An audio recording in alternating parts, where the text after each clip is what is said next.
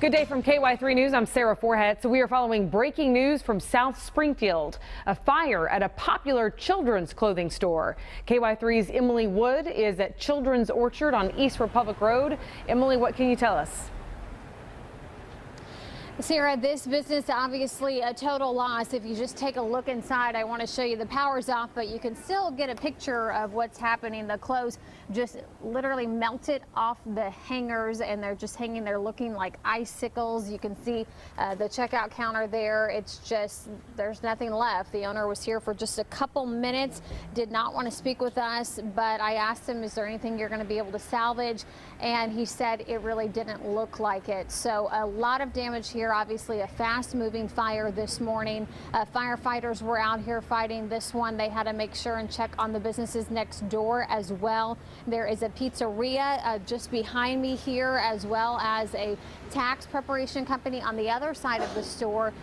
Those both smell strongly, obviously, of smoke and have some minor damage from just where firefighters went through to check things out. But the people involved with those two businesses telling me that they do plan to reopen. That's something that I also asked the owner of the Children's Orchard, Dan Morris, and he did not have an answer for me at this time.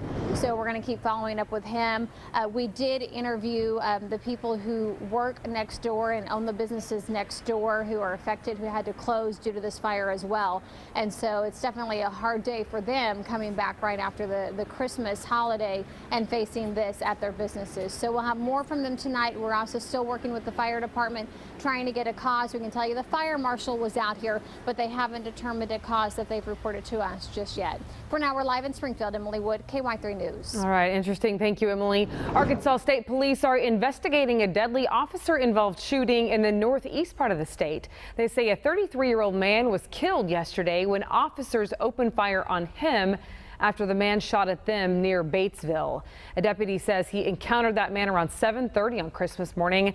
Now, the man said he was armed, apparently, but then refused to comply with deputies' orders.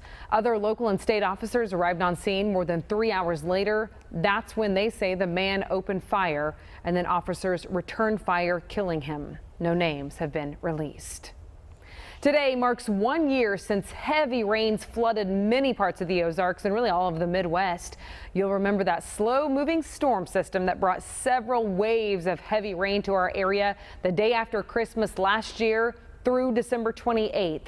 Many areas saw 6 to 8 inches of rain, with some places getting as much as a foot of rain in just a couple days. 14 people were killed in flooding across Missouri. 7 of those deaths were in Pulaski County. Over on our website, ky3.com, you can see those aerial images from all that flooding. You will find that story on our homepage. Well, no more major rain today, but some of us did get a little wet this morning. Meteorologist Abby Dyer tracking it all, just in case you're headed out later this afternoon. Hey, Abby. Hey, Sarah. Yeah, there could be a little bit of drizzle still left on the radar, but for the most part, we are just dealing with cloud cover at the lunch hour, and temperatures are nice and warm despite the cloud cover. It's 57 degrees here in Springfield. You really don't even need a coat today, or at least just a light jacket if you are heading out. A west wind is in place at the airport at 6 miles an hour, and temperatures down in Arkansas already in the 60s. It's 60 degrees right now in Harrison, 61 in Mountain Home, and 54 the current temperature in Mountain Grove. The cooler air, it's up to our northwest. There's actually a cold front getting ready to push through many of our counties today. That's going to cool our temperatures off tonight. It's also going to help clear the sky. Clouds are going to be stubborn, I think, for a few more hours, but you'll see a filtered sunshine getting through. A lot of places hitting that 60-degree mark today. The next 12 hours look like this. Temperatures are going to be back into the 40s just after sunset. As soon as we lose the sun and we clear the sky, well, temps can fall into the 20s in spots overnight tonight. That's cooler than we've been in a couple days, but it is close to average for late December. I'll let you know how long we stay in the 20s and when our next best chance for rain arrives. That's coming up in just a few minutes. All right, see you then. Thank you, Abby. Missouri lawmakers hope that the upcoming session will finally produce a ban on lobbyist gifts. It's among the top priorities for House Speaker Todd Richardson, who said he was personally disappointed when an ethics bill did not pass last session. Some lawmakers say they might need to put a cap on gifts instead of an outright ban. Divers have recovered fragments of the military plane that crashed into the Black Sea yesterday, Christmas Day. The fragments were found 1 mile away from the shore and 82 feet under the sea. It's an around-the-clock mission to piece together a deadly puzzle. Thousands of emergency workers scouring frigid waters, salvaging what they can of what remains. No survivors, all 92 on board dead. The plane departed from Sochi, bound for a military base in Syria, but just 2 minutes after taking off, it plunged into the Black Sea in near-perfect weather. Most of its passengers, members of its world-renowned military choir, heading to spread holiday cheer in a New Year's concert for Russian servicemen. Also on board, a beloved charity worker known simply as Dr. Lisa, taking much-needed medicine to a Syrian hospital.